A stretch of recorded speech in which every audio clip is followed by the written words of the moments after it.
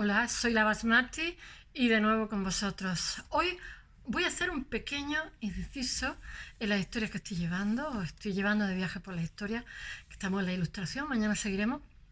Os voy a hablar cada día, un día del siglo XX y otro día de unos cuantos siglos para atrás, ¿vale? Porque quiero hablaros del Renacimiento y otras cosas, pero no quiero perder de vista el siglo XX porque somos contemporáneos, bueno, estamos en el XXI, pero el siglo XX es bastante desconocido, aunque parezca lo contrario. Hoy voy a hablar entre los imprecisos límites entre la arquitectura, o sea, la escultura y la arquitectura. Mirad, esto da para ríos de tinta. Soy consciente de que me estoy metiendo en camisa de 11 varas, pero soy escultora. Tenía que decirlo alguna vez.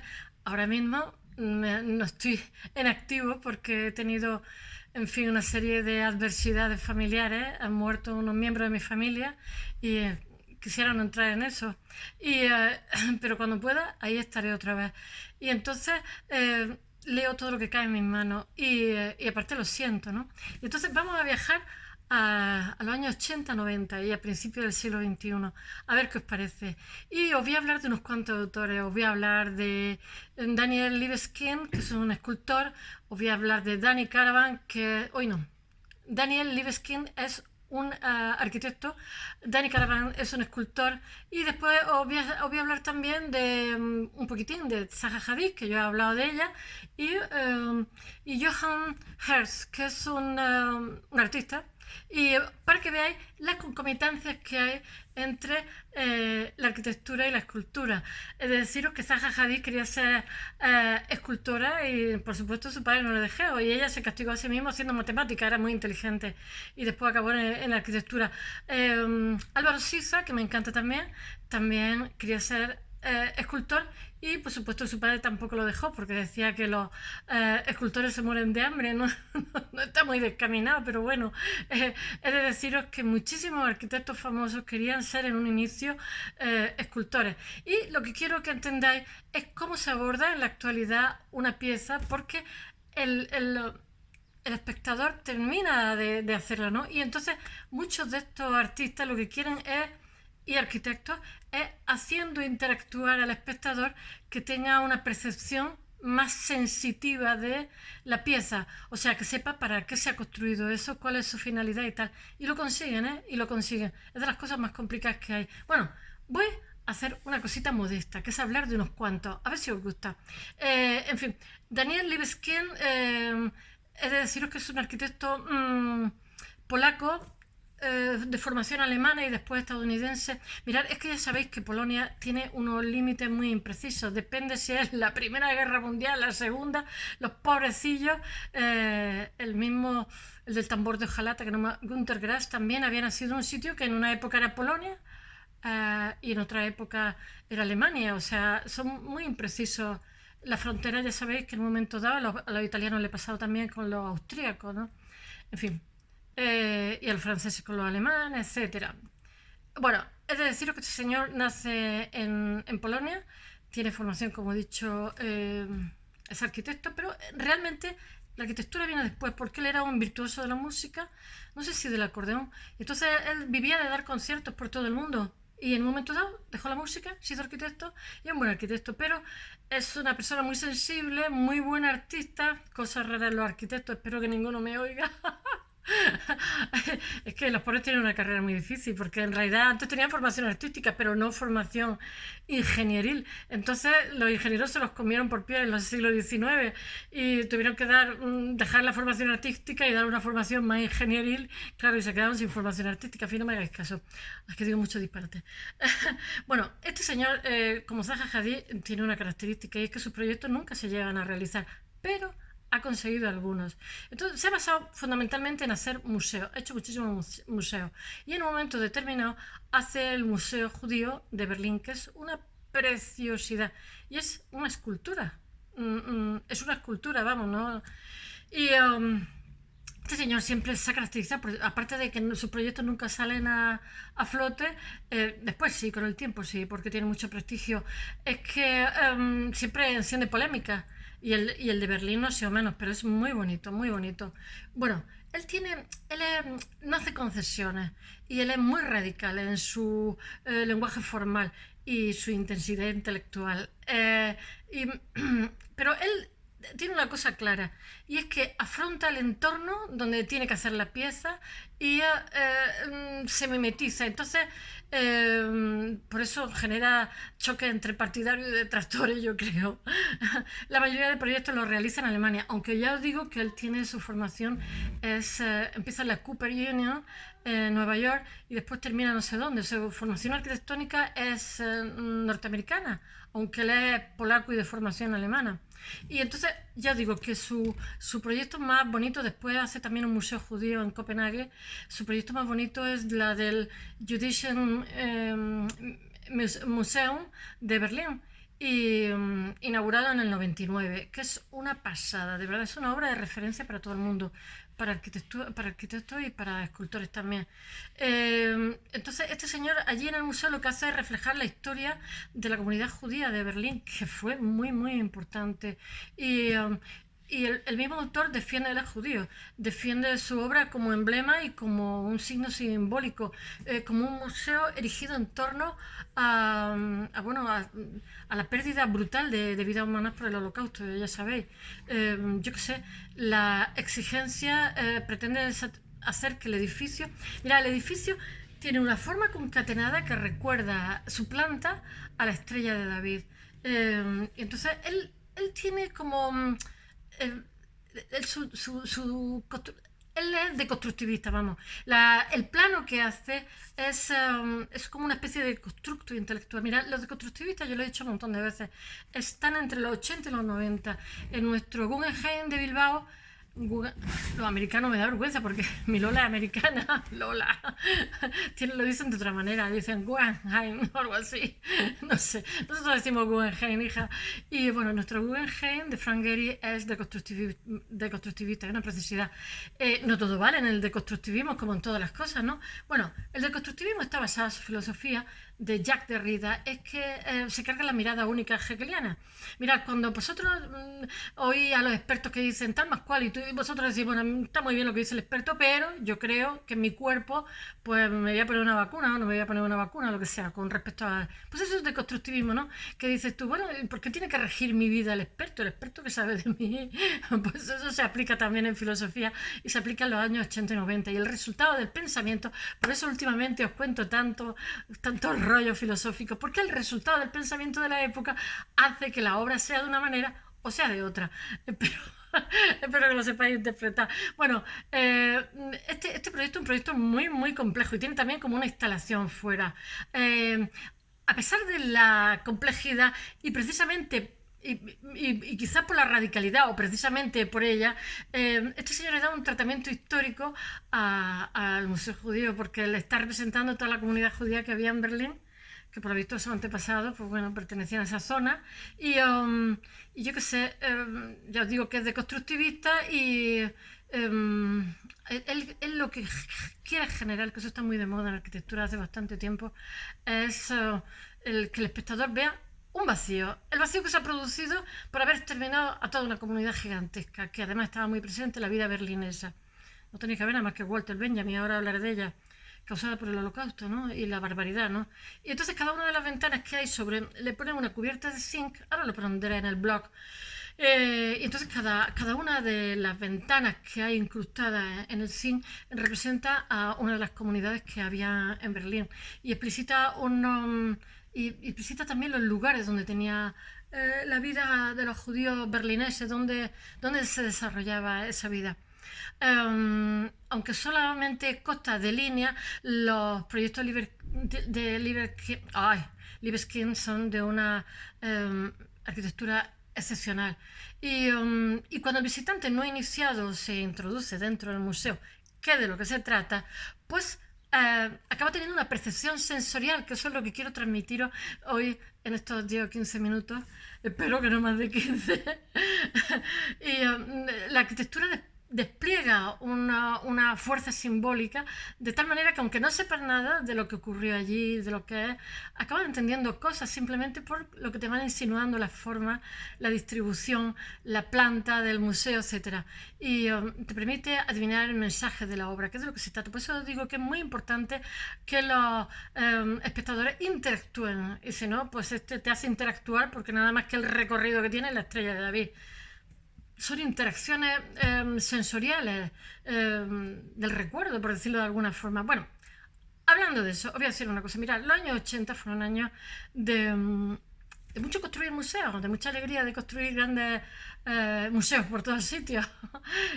Pero, sin embargo, los años 90 fueron los años que debido, quizás porque era el fin del siglo, porque era el fin de la década, o yo qué sé, o porque era el fin del milenio, yo qué sé cuál es la razón o la causa.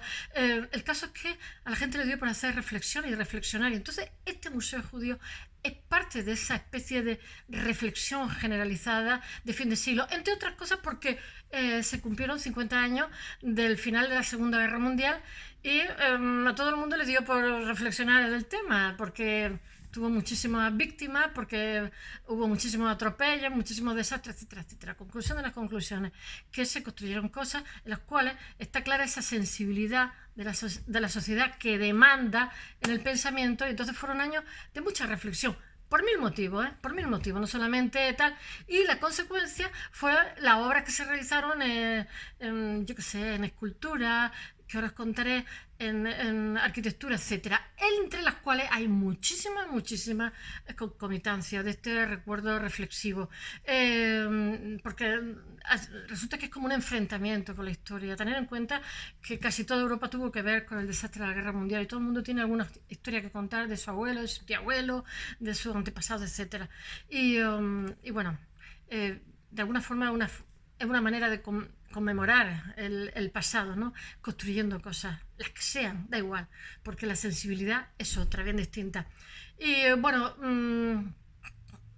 Libeskind lo que hizo con este museo judío fue un compromiso con el lugar, con las comunidades judías que vivieron allí, para lo cual fue concebido el proyecto. Pero lo mismo que ha pasado en la arquitectura pasa con la escultura. Ya he dicho que hay muchísimas concomitancias. El tema de hoy trata sobre eso. Mira, ¿os acordáis que Zaha Hadid, el primer proyecto que hace de un señor que en Nueva York ve sus dibujos y le gusta, es una estación para bomberos de una empresa? Y entonces hace como un lugar donde cae un rayo. Eso es una escultura. A partir de ahí se hizo famosa, todo el mundo le pidió cosas. Es un sitio chiquitito. Y hoy, en vez de ser un lugar para los bomberos, es una sala de exposición de arte moderno. Es una preciosidad. Bueno, pues hizo una escultura en vez de un edificio. Hizo un edificio que en realidad es una escultura, porque solamente con ver el edificio ya te quedas como en Mitra. ¿Sabéis? Zaha Hadid, Mitra, de verdad, os voy a sorprender, lo pondré luego en el eso. Y entonces, quiero deciros que lo mismo que la escultura, la arquitectura es escultura, la escultura es arquitectura. Os hablaré de Danny Caravan. Y eso es una percepción que hay en la actualidad con muchísimas obras. Entonces, mira, Danny Caravan hace una cosa que se llama el pasaje conmemorativo. ¡Ah! Que no me salía. En honor, es 1994, por eso estoy hablando de final del siglo, ¿no? Y este es sobre Danny Caravan, Walter Benjamin, ya sabéis, el autor, el filósofo, descendiente de sefardíes españoles, que era brillante. Su padre es un anticuario de Berlín y él es un filósofo brillantísimo, es tan brillantísimo que hay un antes y un después de él. Os recomiendo la obra La reproductibilidad del objeto artístico, es un filósofo excepcional. Pues bueno, huyendo de la, ¿cómo se llama?, de los nacionalsocialistas que llegan en 1933 en Alemania después de la República de Weimar, pues huye a España por Bow, y era un gordito, era fino, con clase, venía de Francia, pero estaba angustiado porque claro, Francia estaba ya, la Francia Vichy, etcétera, etcétera, que era una ocupación nazi, etcétera, y él era un judío, pero vamos, y entonces asmático, y cuando llega por Bow, él mismo dice, pero ¿de qué huyo? Coge y se suicida y deja unas maletas, las maletas famosas de Walter Benjamin. Os recomiendo su lectura si no la habéis leído. Yo, como era lectura obligatoria, después entiendes que sea lectura obligatoria porque es simplemente excepcional y hay una forma de entender el arte que, bueno, hay un antes y un después. Y bueno, en aquella localidad, Danny Caravan, que es judío también, que nace en Tel Aviv y es excepcional, yo lo he conocido en el Iván una vez que hizo una exposición, que estaba él colgando, la podían hacer una especie de retrospectiva. Y dijo, a ver, como han dicho muchos de los grandes, ¿qué retrospectiva si estoy vivo y coleando? Os hago una obra ahora, así ahora. Y entonces habló mucho de simbología, puso un olivo al revés para hablar de lo que pasa con los palestinos, porque el olivo al revés, en fin, toda una simbología preciosa. Y un señor mayor encantador, casi 89 años tiene en la actualidad, pero con una energía y unas ganas de trabajar. Todo el mundo se quedó muy gratamente sorprendido de este señor. Y entonces hizo unos naranjos, donde la mitad de los naranjos, del campo naranjo, estaba fuera del museo y la otra mitad dentro. Tuvieron que quitar los cristales blindados, era un lío, pero quedó una preciosidad esas instalaciones que hizo, porque tenían una frescura, era algo que estaba recién hecho, se le había ocurrido. Bueno, pues este señor hace en Portbou, donde se suicida este señor, Danny Caravan, Walter Benjamin, hace una escalera, o sea, hace una obra de arquitectura, en vez de una escultura es una arquitectura. Entonces es un pueblito que está de frontera con Francia, Portbou, que todo el mundo lo conoce prácticamente, ¿no? Y entonces hizo como una escalera hay como unas puertas que son oxidadas, rojas, ¿no? Entonces bajas por unos escaloncitos del cementerio, de ese pueblito adormecido de la frontera franco-española, y llega a un sitio donde hay un precipicio y el mar ruge, ¿no? Y entonces es como un abismo, ¿no? Y entonces él, mediante esa escalera, no sé cuántos son, 87 peldaños, tengo que mirar la chuleta, pero no me acuerdo. Sí que estaba, cubierta de acero, llegas a un sitio donde hay un precipicio y entonces te están indicando mediante la arquitectura una sensación que tuvo Walter Benjamin, que estaba huyendo hacia ningún sitio, hacia un precipicio, por eso se suicida. Bueno, ahora voy a hablar a un lugar sin salida, donde la única tumba era el mar, lugar a ninguna parte. Ahora voy a hablar por último, de Jochen Hertz, que es otro señor judío que hace enfrenta la historia, se enfrenta al pasado del horrible régimen nacionalsocialista alemán, ¿no? Este Jochen Hertz hace como unas piezas que una de ellas sí que la conozco, bueno, la conozco, no la he visto físicamente como de Danny Caravan, lo he visto hace ya años. Y entonces hace una obra, por ejemplo, utiliza la arquitectura como medio para la escultura, ¿no? Y entonces es una pieza, tengo que leer los Schulzplatz de Saarbrücken en 1993, y entonces hay 2146 adoquines, que son los 2100 con los nombres de los cementerios judíos de antes del nacionalsocialismo, antes del Holocausto, que existían en Alemania, y antes de la Segunda Guerra Mundial. Entonces rinde homenaje en cada adoquina y un nombre. Y después hace la encuesta de Bremen, que es una columna de plomo, recubierta de plomo, que se está hundiendo en el suelo, pero se hunde a lo largo del tiempo, ¿no? Entonces, si pasas por allí, él le pide a los que pasan por allí, que está hecha sobre el fascismo, que escriban sobre... No, la encuesta de Bremen no es esa. La encuesta de Bremen es una especie de voladizo que hay encima de un puente en Weser, en el cual tú diseñas sobre un río, en el cual tú diseñas cuál sería tu monumento. Y después hace otro monumento, que es el que yo estaba hablando, que es una columna de 12 metros de alto que está recubierta de plomo, que se está hundiendo en el suelo, ¿no? Y se hunde progresivamente durante meses, ¿no? Entonces todos los que pasan por allí le dicen, oiga, mire, ¿qué es lo que piensa usted del fascismo? No me lo cuente. Sea bueno o malo, escríbalo por favor sobre el plomo. Y después esa columna se acabó hundiendo en el suelo. Y eso se llama interactual. Es de las cosas más complicadas que hay. Todo el mundo escribió cosas en la columna conforme y después se fue hundiendo, se hundió del todo. Y lo que quiero deciros es que lo mismo que Libeskind aborda la historia de forma sensorial por su carácter de arquitectura escultórica, los proyectos de Caravan y de Gretz invitan a los que los contemplan mediante la arquitectura, hacen esculturas. Quiero decir que donde empiezan una cosa y otra no siempre está claro, por eso he puesto los imprecisos límites de la arquitectura y la escultura. Y bueno, abordaron todo esto. Todas estas personas abordaron situaciones históricas y tuvieron formas de ¿cómo se dice?, de posicionarse frente a todo ello, dejando que insinuando, pero a la vez permitiendo que el espectador sea el que decida la pieza al final. Eso es una vía que abren ellos y que hoy la percibimos. Bueno, espero que os haya gustado. That's all. Mañana vuelvo con el siglo XVIII. Besos.